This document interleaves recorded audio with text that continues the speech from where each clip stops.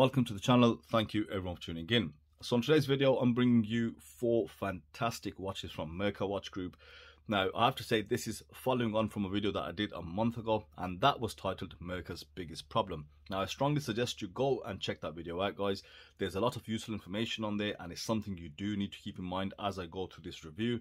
I bought these watches following on from that, but the reason I bought them is for my own reasons, from a watch enthusiast point of view, from a watch collector's point of view, but I have to make you aware that they do have a serious customer service problem, which is things like, but not limited to, sending you the wrong watch out. That's the worst ones, and if something goes wrong, you're not going to hear back from them, and it's going to be very difficult to resolve. So these are very serious issues that you guys need to bear in mind. However, for me, the benefit or the potential benefit outweighed those risks and costs, because as you review watches time and time again, you do know what you're kind of getting, and you can make a educated guess into how bad is it going to be.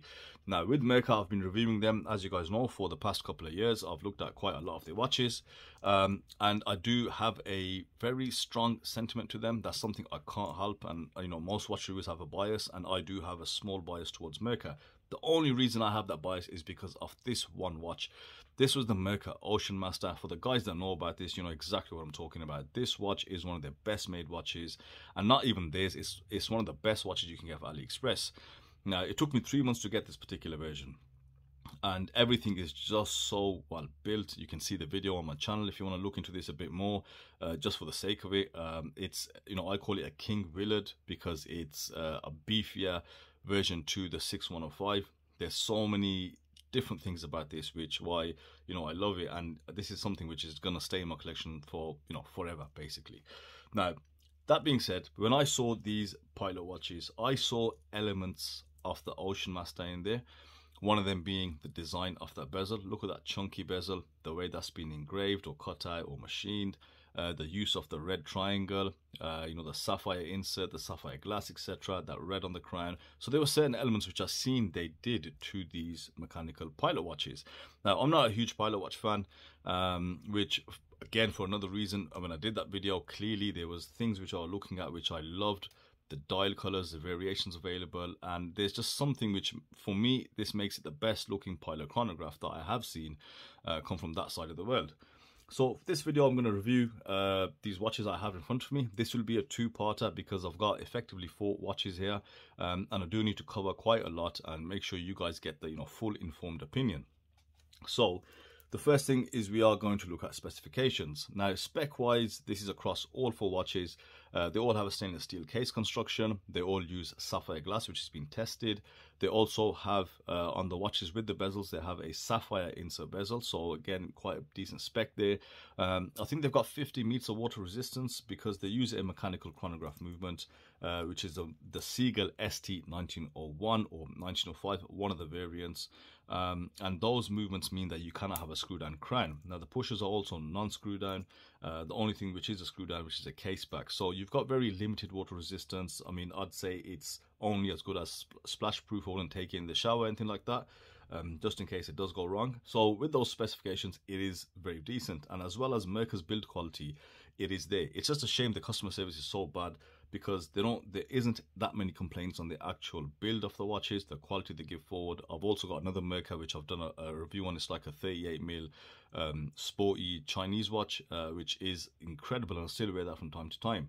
So that being said, this is what you've got to really bear in mind as I go through this review. So let's start looking at dimensions now. Now, all these watches effectively have a 38.5mm case, but the watches with the bezels, they increase slightly to 39.5 on the calipers, and thickness on all 4 is 13.7mm, except one, which is their bezel-less pilot, and the thickness on this is 13mm spot on. And they all have a log-to-log of 47.5mm, which is very proportionate to the actual diameter. However, with the use of this beads of rice bracelet, because they are male end links, it does go up to 51.5mm. Now, in terms of prices, you've got 2 sets of prices here. If you look at these Merkur watches on Aliexpress, they have upped the price on there. So those are £250 to £260, which I do not recommend. It's ridiculous. It's definitely overpriced. I think they've done that just to get the money back if Aliexpress charge any fees. But Aliexpress does give you peace of mind. If you do have an issue with your watch, you can raise a case, you can open a claim, and you know the seller is more likely to help you. Now, if you go onto the Merkur's website, which is where you find all the variants, and believe me, there's a lot of variants. It actually took me 3 weeks to decide which options to go for. But they are more reasonable, the prices are. So you're looking at £160 to £170 because a lot of these are discounted. So you can get them for, I'd say, a fairly decent price considering the specifications and the build quality, which we'll go through. But it does open you up to that risk that if something goes wrong, you are going to be left out high and dry. So the reason I bought these watches is, as I said, I loved all the colours and I wanted to really select which ones I wanted. I started off with 6 watches I was going to buy from them, but then I ended up buying 4. So that's, again, another disclaimer there that these watches are not for free. I've actually paid for these watches because I do plan to hold on to how many ever I like. If there's any that I don't like and I've decided that colour isn't for me, or that design isn't for me, they'll be going up for sale on my eBay page, so feel free to check it out. But of course, knowing that these watches will be fully tested, there'll be nothing wrong with them, and I'm going to make sure of that obviously as I go to the review and to see if all watches are working as they should be. So first, we're going to take a look at the Big Eye pilot chronographs. In the part 2, we will look at the Panda chronographs to my right, which I've put away. So these Big Eye chronographs come in a whole host of colors. The main thing here is, of course, the Big Eye subdial. Now, Merkur do have a lot of pilot watches in the collection. They are heavily inspired by that. They do kind of dabble into dive watches, as I showed you. I just wish they go more into dive watches because they've got some serious potential. Now, with these pilot chronographs, they do have a lot of design input from like very traditional designs, very vintage designs, and you can see this Big Eye chronograph has aspects of that. So with this particular dial option, this is a fume green. It's a matte dial, there's no sun ray in it, and I think it looks great. I love that dark green in the center and how it darkens out towards the outer edges of that dial. What you'll find is a typical pilot style dial. You've got your faux Tina layered lume for markers, for hour markers, and then you've got 2 very clearly printed subdials. Now the Big Eye subdial to your right also has applied lume markers.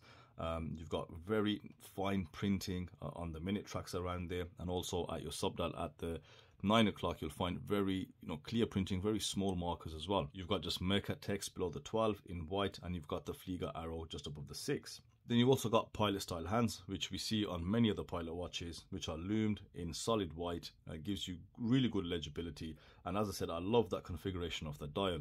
Now, backed up with that diving bezel. Now, this is a personal preference. I don't mind it because I'm not a pilot, neither am I a diver.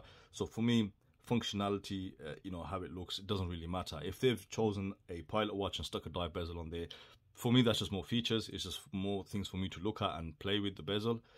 So I don't mind that. But I think it does suit the overall aesthetic. That red on that bezel insert matches the red tip on that seconds hand, and also that red hand on the Big Eye subdial. Now you'll notice on the Big Eye subdial, that subdial hand is very small indeed. It's not hitting any of the timer markers, so you won't be able to effectively kind of gauge that. But I think aesthetically it looks okay because it matches the white hand right across it. But yeah, that is a very small thing, but I think it's maybe a bit of design thing going on where you've got tiny hand in a exaggerated subdial. I don't know how you guys feel about that. I don't mind it. I think it looks okay. So let's bring in the blue fume dial. Let's move some of the hands out the way. Now you'll notice already there's a couple of differences here. The first difference that you'll notice, under the Merkur text, you've got red text which states DFH, and also above the 6 you've got 3 lines of text as opposed to just that triangle that we saw on the green dial. So these differences are important because if you choose to see these different dials, it's not something you might notice straight away, and when it comes in hand you'll be a bit surprised to what you see. However, the text above the 6 is still inoffensive. It's got very nice text font. It's not one of those simple blocky letters. You guys know that does annoy me. It's actually quite nice. It matches the whole text layout everywhere else. And also on the Big Eye subdial, you've got slightly larger hands. It's still a white hand in the subdial, but if you look at the subdial on your 9 o'clock as well, you'll find a slightly larger hand. So that does increase the legibility on both subdials. Now you also find a difference in handset, whereas the green dial had the baton hour hand. This one has a candlestick style hour hand and also the minute hand. And also the second hand is slightly different. You've got an arrow, but it still has that bit of red. So I think the use of red on this fume blue background or the fume green dial. It looks good, I like it. It might not be for everyone. Now the lume is okay, it's not the best, it's not super bright, but it is really visible. You can see there's no patchiness in it, it is fully present, and I think for a pilot watch it is more than adequate. The only thing I'd say here is that the big eye subdial does have lume markers as I stated, but the hand isn't lumed, so that is kind of pointless. But I get it from a lume point of view, that big eye subdial does stand out in the dark, letting you know that this is the type of chronograph you have. Now, because Merkur have used a sapphire bezel insert, I was kind of expecting a loomed bezel insert, but they haven't done it in this case, so which is slightly disappointing, and I think it would have gone in their favor if they did put a loomed insert in there. Now, moving on to the bezel construction, this is where I see cues that they've used in the Ocean Master. It's just the whole machining around here, just very deep gouges into the side. Beautifully done. It is fully brushed. It does give it a very tool watch visual, and just slightly beefed out as well. Very clean cut, machined beautifully. You see the brushing around there. There is a slight roughness to it as well. It has been smoothed off, but I guess if it was polished, it'd probably be a bit smoother. It is a 120 click unidirectional bezel. In terms of alignment, it does line up spot on at the 12 o'clock marker, but let's check the rotation now.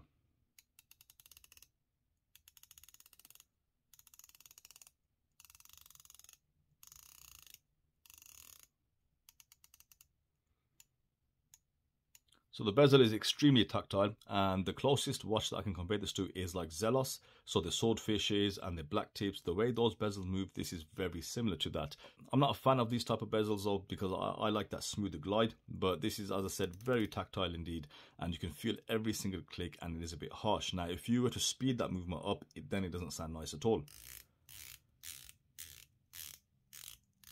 So not too fussed on the bezel, it does work, it's not loose, there's no movement in it, there's actually no quality problems, and it is really built well, and it's got really good grip.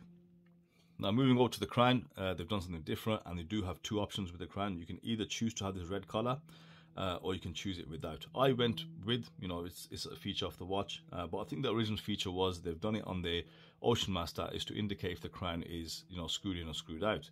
Now with this crown, because you can't screw it in, it probably is a bit pointless, but as I said, as a visual, that's something I went for because I do like it. Now, one of the main reasons I wanted this watch was because of the case. I think the case is absolutely incredible for a pilot watch. Now, usually pilot or field watches have very basic cases. They're predominantly fully brushed, and there's not that many features to the case, but this one is quite a lot different. You start off at the lugs and you'll find linear brushing on the lugs, and also on the edges of those lugs you'll find that beveled polish, which then transitions into a fully polished side profile. You can see these definitions on the lugs. The case does have a bit of a downturn, which is going to obviously wear well on wrist. And along the side of the pushers, you'll find they are fully polished, which is what we see everywhere else. But the case is finished so well. I love the, you know, the angled and defined lugs. Very good definition there. And in terms of finishing, very nice as well. Adds definitely a feature to the case. It's not just a plain old boring case, and it does match, you know, the general look they're going for with this watch, which is again why I like these and why I chose to buy them, you know, irrespective of the issues that they have. Now, these Bezel rice bracelets are kind of new. They didn't have these before. They released them with the, you know, the Chinese vintage watches, and it's a very nice bracelet. I know a lot of people don't like them because they're not full actual beads of rice, because not every bead kind of articulates. However, it still is very comfortable on wrist. The end links do fit nicely into that case, and look how thin they are, right? So it kind of reduces the weight of the watch. I like how thin they are, and again how they feel on wrist, because beads of rice bracelets, you know, are meant to be slightly flimsy as well. So the fit on these is quite good. Now, they are secured by split pins, which is more than adequate for this style of bracelet, guys. You know, it will have some flex in there. And the crown they've gone for is, again, slightly different. It's a fold over dive style clasp. It is milled fold over. It does have twin pushers. It's got this sort of sandblasted or laser etched feeling where you've got the Merkur logo. Finely brushed as well. You've got these bevels on either side which are fully polished, and it does come with 5 micro adjustments, which is plenty. And the clasp width, you can see that it does match the bracelet width as well. The bracelet does taper down from 20 to 18, so not a very strong taper. However, I think it's more than adequate, and just that finishing on the bracelet is to a high quality, which is why it's even, you know, a bigger shame that Merkur can't get the customer service right, because everything I see in hand is built really well. Now this takes us to the Seagull Movement ST1901. Just have a look at that. This is the the beauty of this watch, that you can see this column wheel configuration. It's a mechanical chronograph, and you can see just all the mechanisms working. So if you're new to watches, this is really good to look at. You could look at it for hours and hours, and the movement, for the most part, it is decorated quite nicely. You've got loads of gold blued screws. You can see the rubies there, the gold cogs, etc. So it is a very reliable movement from China. It's made by the company Seagull, as I stated, so it does work. So with all things considered, you could make a safe bet when buying from Merkur, but just beware of the potential of them giving you the wrong dial or the wrong handset used. And as you can see already with the green and blue, the difference is there. You wouldn't really think they were there because it says the same dial, but we've got slight differences which you do need to keep in mind. So here is a Merkur Big Eye Chronograph on my 6.5-inch wrist, and that 38.5mm case, with the 39.5 at the bezel, does suit the wrist really well. It does fit nicely as well. The case does have enough of a downturn for it to be comfortable on the wrist. The beads of rice bracelet does articulate nicely around the wrist. It looks good enough as well. The finishing of the brushing and the polishing does really reflect nicely. And yeah, the Fume green dial looks good. I like the splashes of red that you see on the watch. Here's the blue dial on the wrist, and you can see it has a very similar effect. And I really like the vibrancy of the dials that they've got on display with this style of watch. And also note, with this variant, you also get a bezel-less variant with a Big Eye chronograph. So, if you do want to choose one of these watches, you do have a task ahead because there's just so many different variants. They've got a lovely pale grey color as well, but I'll just check for legibility on there. But aside from that, yes, it's a really good watch, and from a watch enthusiast point of view, it is definitely worth having in your collection. It is quite different, for a mechanical pilot slash diver, or a field watch slash diver with the chronograph function. It looks good, it really does. I like so many things about it, and for me it does have some elements which made the Merkur Ocean Master so desirable. But yeah, please do consider what I said though at the start of the video. Please take on board the customer service aspect. Is it worth it or is it not worth it to you guys? Let me know your thoughts in the comments section below. Now that being said, I'll also follow up with a part 2 where I'll review the Panda chronograph, which has a slightly different dial, a bit more detailed, and of course we'll check those out next time. So thank you guys for watching. I hope you enjoyed that, and I'll see you on the next video.